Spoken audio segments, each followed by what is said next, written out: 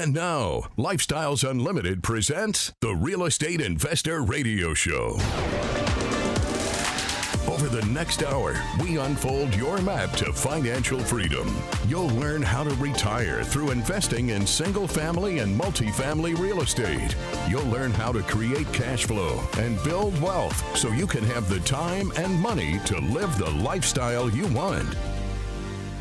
Welcome to the show. My name is Al Gordon, and as always, we're working on your financial freedom. Yep, it's a weird Tuesday because it's Tell Al Tuesday. And on today's show, I've brought Bryan and Ginny back to the show. We've talked to them in the past, but we're going to get to know a little bit more about what they're up to. I'll tell you what, their portfolio has expanded since the last time I've been on the show, and they've been the beneficiary of selling some property. So we're going to talk to them about, what's that like? What's it like to get a big windfall of cash? What do you do with that? Do you go out and buy boats and jet skis and stuff, or do you stay focused on investing? We'll get into that with them, and then we're going to talk to them about their children. Yeah, we're going to talk about their kids on the air, and hopefully it doesn't backfire on us. So with no further ado, let me welcome back Bryan and Ginny to the show. Bryan and Ginny, how you guys doing today? Good. We're good. So are you guys excited to be on the show with me again? Of course. Yep. Oh, I could definitely hear it in your voice, Bryan. You're just super pumped up for this show, aren't you? That's about as excited as I get, Al. I know. So let me give them a little background about the two of you, and we'll take it from there. Bryan, you spent a lot of time in the United States Air Force. You retired as a lieutenant colonel. You did the military a little bit different than I did. You wound up in the medical sector of the military. I wound up in the ground pounding side of the military. You were smarter than I am. We'll just call it what it is and be clear about that. Ginny, you had the toughest job in the world. You were a stay-at-home mom, and I'm not picking on you, Ginny. I'm supporting you because my wife did the exact same thing, and I know how difficult that can be to support a military household when you have a spouse that probably isn't home a lot. Is that a fair statement, Ginny? Well, you have to back up just a little bit. Bryan was in the service for 12 years and then got out to go to medical school and then went back in the service.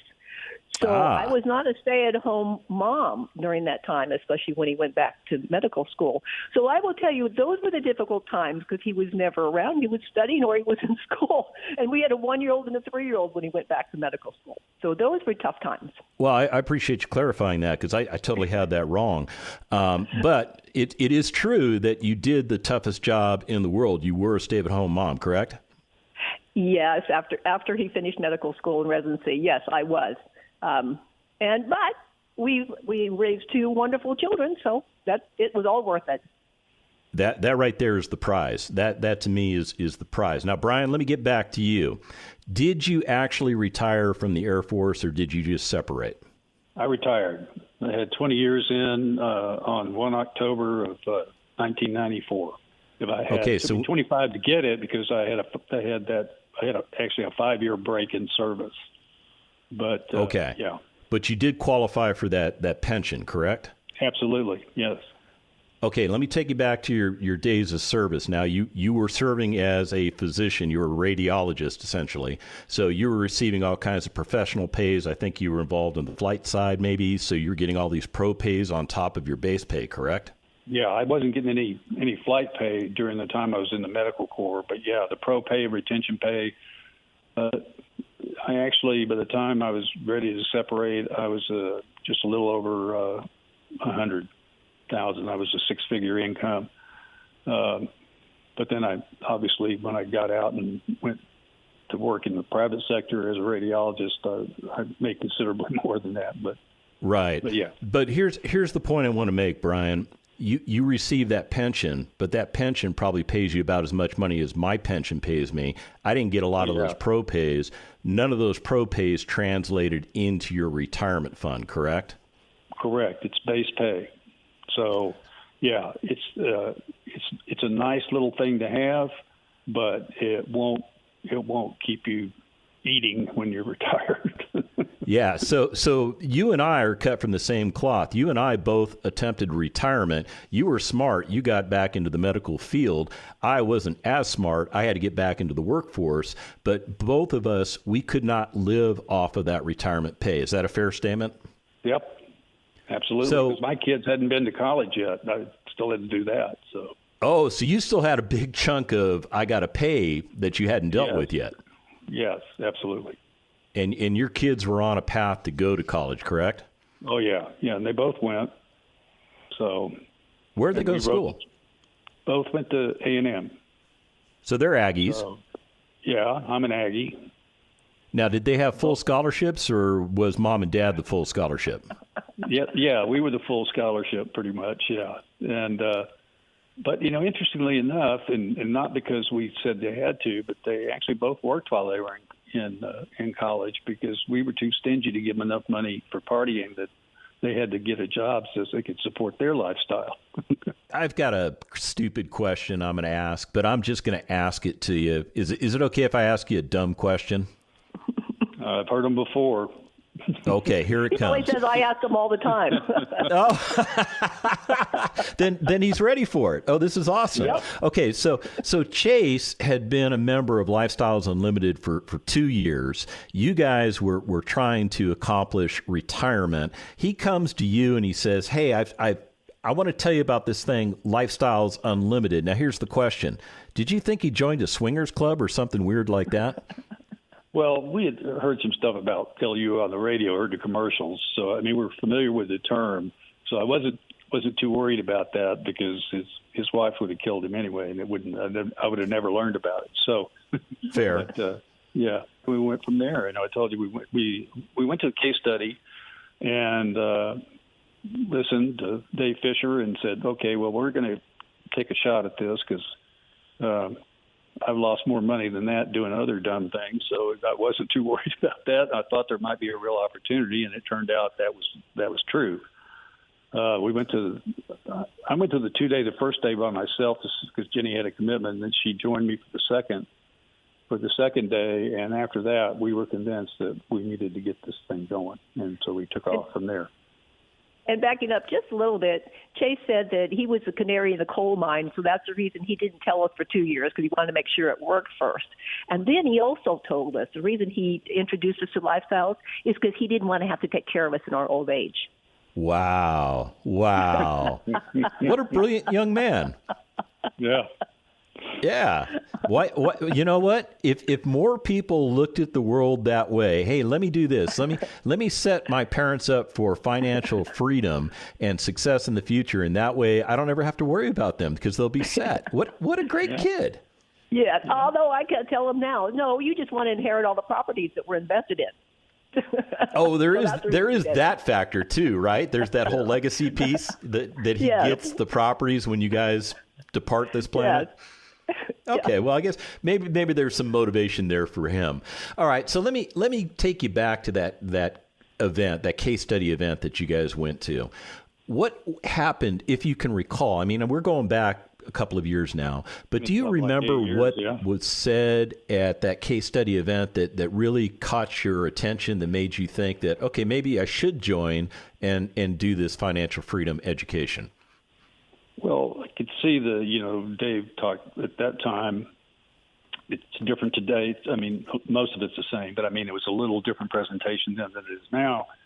Yeah, it was like the progression of a real estate investor, and you could see, having been an employee, I was never, and then as a physician, I was basically a business owner, and looking to get to that stage where you had passive income to where you didn't have to be at work in order to make money. And I said, no, years ago, I'd read a book called Multiple Streams of Income, as well as some Kiyosaki stuff and things like that. So the seeds were there. I just didn't know how to plant them and grow them. And I could see that there was a possibility of that happening in Lifestyles. And then the 2 days cemented that impression, and so we committed and we got busy. So, Ginny, You attended the 2-day financial freedom seminar. You missed the first day, so you missed all the mindset discussion and all the discussion about, are you really making any money investing? And of course, the whole single family piece. So you jumped right into the multifamily piece. Did you feel like you missed anything, or was that multifamily everything you needed to hear?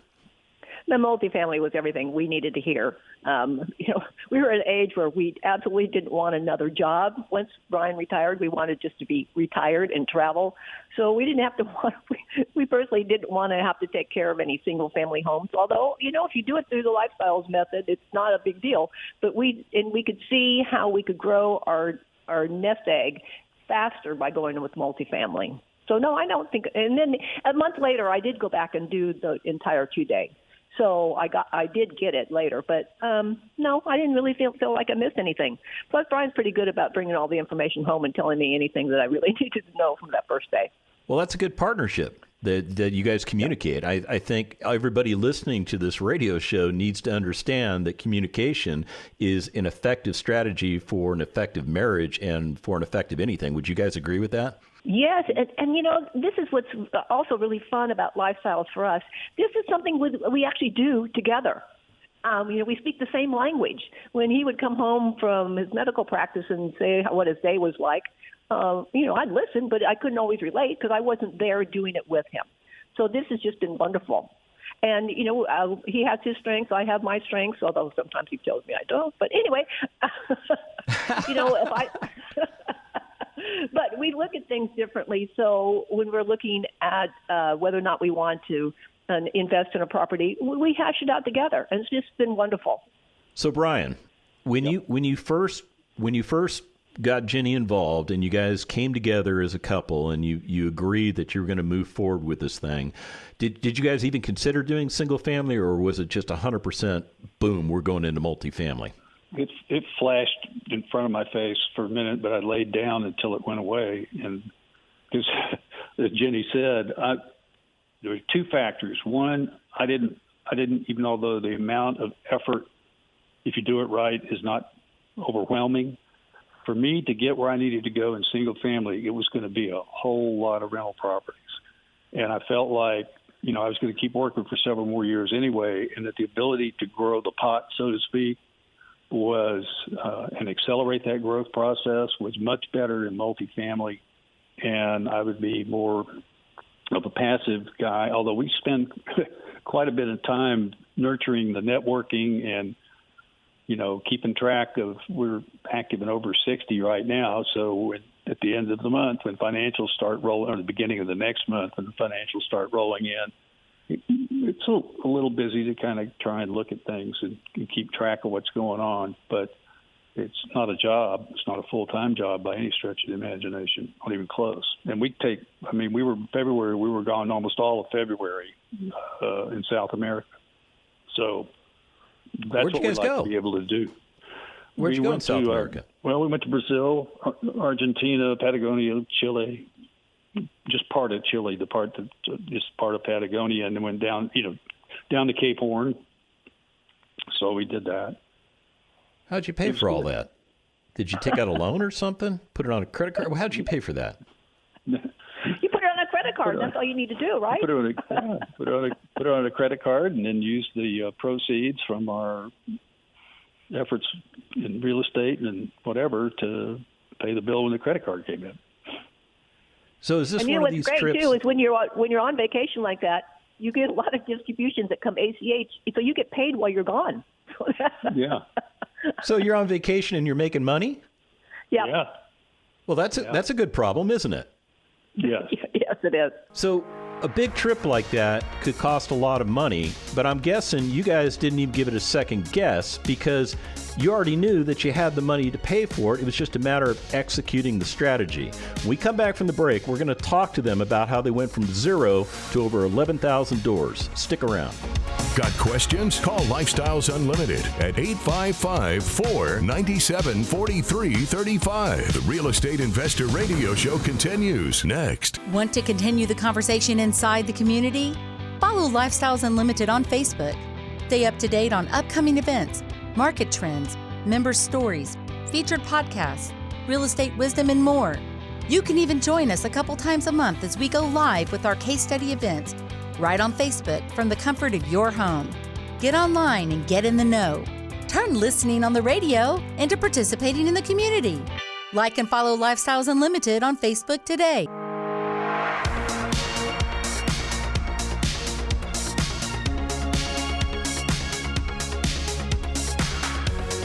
Creating the lifestyle you've always wanted. You're hearing Lifestyles Unlimited's Real Estate Investor Radio Show. Welcome back to the second half of the Lifestyles Unlimited Real Estate Investor Radio Show. My name is Al Gordon, and together we're working on your financial freedom because it's Tell Al Tuesday. I have Bryan and Ginny on the show, and what we're talking about is their experience, their journey, how they went from owning zero, now let me say that again, zero multifamily units in September of 2015 to today owning 7,767 units, and that's not it. That's not the total amount because they've sold some units. They have owned well over 11,400 doors, close to 11,500 doors since they became members of Lifestyles Unlimited. Now, this is something you can do too. And part of the reason I have them on the show is to educate you on how they did it. So, Bryan, Ginny, how did you go from zero to over 7,000 doors in just a few short years? Well, we were fortunate that when we downsized in 2015, we took a pretty good chunk of capital gains out of the house that we sold, and I actually cashed out a life insurance policy because our financial guy says, you're kind of self-insured now. You really don't need to be spending the money on that. So that gave us the seed money. And then we just became aggressive. We said, well, okay, I stopped putting any money into my SEP, so that freed up another $50,000 plus a year. We had the money I just mentioned, and we just started putting it in deals. And in the first year, we got into 10 deals, which represented 12 properties.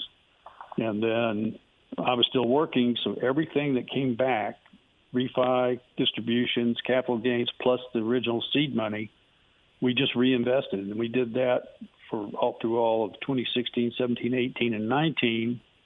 And then actually with COVID, we did that same strategy through 20, although I retired at the end of 19 in October.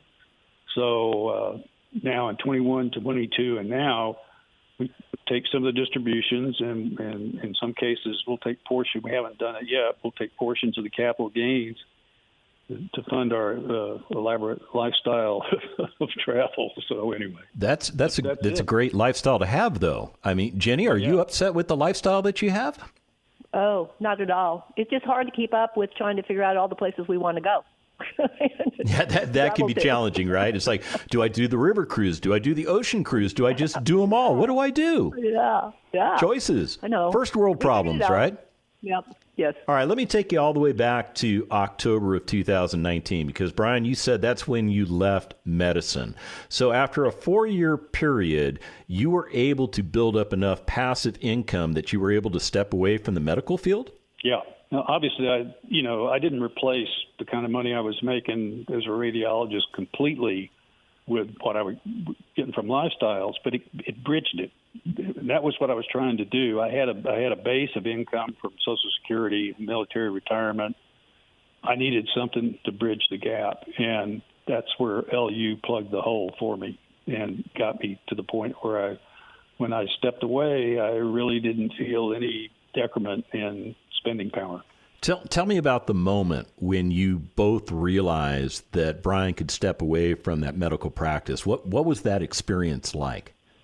Well, it was July of 2019, and the practice I was in, there was a change in the situation in the practice, and I was looking at options, and we'd been thinking about it already, and so I keep track of our distribution flow and stuff, so I was looking at how it had grown year over year over year, and then projecting, from what it was in 18, what it would be in 19, and probably likely going on to 20.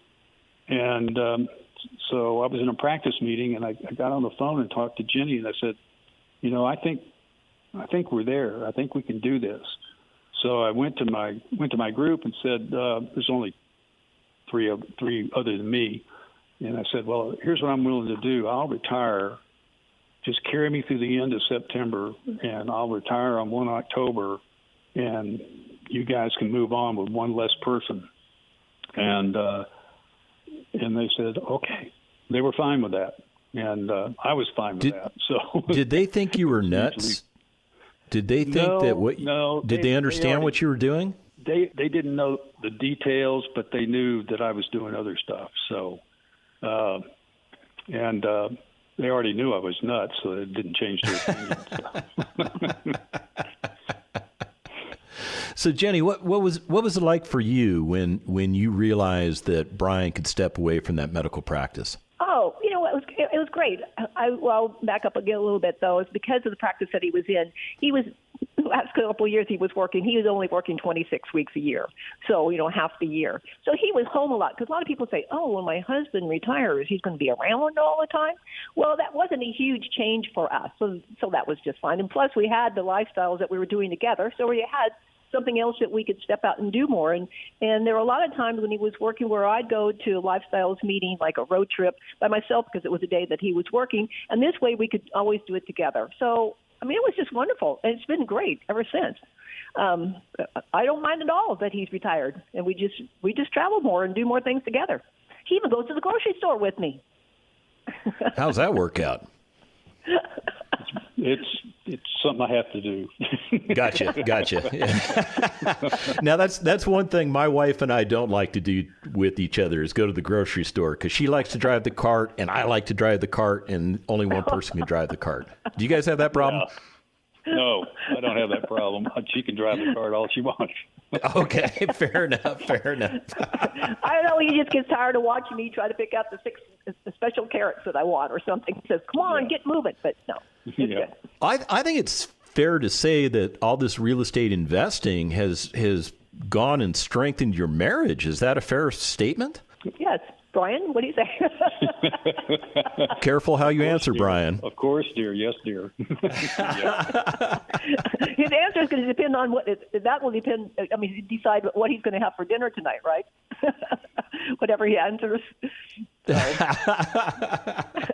All right, let's get back to the serious stuff. Let's get back to this multifamily investing. Your very first real estate transaction into a multifamily type of deal that is structured the way we teach it at Lifestyles Unlimited. Your very first deal is with your son, Chase. What was he just needed a couple extra bucks, so you just provided it? Tell me how that rolled out. It may have been a little of that. I'm not sure, but it was his first deal as a lead, and it was our first deal as a passive investor. It was a small deal, and we not only invested in it, we were key principals. And he paid us well for it, as it turned out. That property did really well in a year. And I will tell you, we've had 39 deals that have gone full cycle, and of those deals, the average annualized return has been 50%. So over time, you didn't just invest with Chase. You invested with other Lifestyles Unlimited leads. Is that correct? Yes, correct. So how did you develop those relationships so that you could get into as many deals as you got into? We did as much face-to-face networking as we could do. And in the beginning, pre-COVID, the whole model for how we met and case studies and road trips and everything was in person. And so if you weren't there, you didn't benefit from it. And we tried to get to everything we could get to, and then we tried to meet as many people as we could. And by the time COVID hit, I think we had 147 lead investors that we were on their list, and we had met every one of them. And that's not true anymore. But we still, sometimes we get on a list before we've actually met the person, but then we ultimately try and meet as many as we can. But we're nowhere close to we're probably 40-50% that we've actually met of the people that were on their list. Why do you feel it's so important to actually physically meet them? I like to look them in the eye, and I like to shake their hand, and from that I get some sense of what their potential might be. And I mean, there's some people, if they give me if you get a limp fist and they can't look at you when they're talking to you, I'm going, well, I'm maybe not as enthusiastic about that person. And most of the time we've done pretty well with our gut instinct, and we've done a lot of first time leads for quite a few reasons. But I mean, we've invested with 53 different leads, and 37 of them were first time.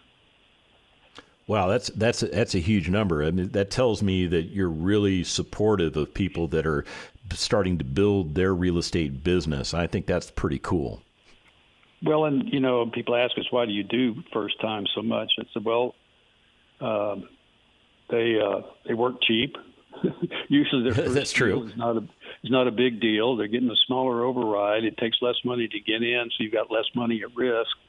They listen to the mentors, I think, more closely and more carefully, and they're probably going to turn their deal over faster. And if they are successful, they're going to be turning that deal over sooner. And you've supported them, so if you want to be in the second deal works for you. The probability of moving forward with them is high, very high.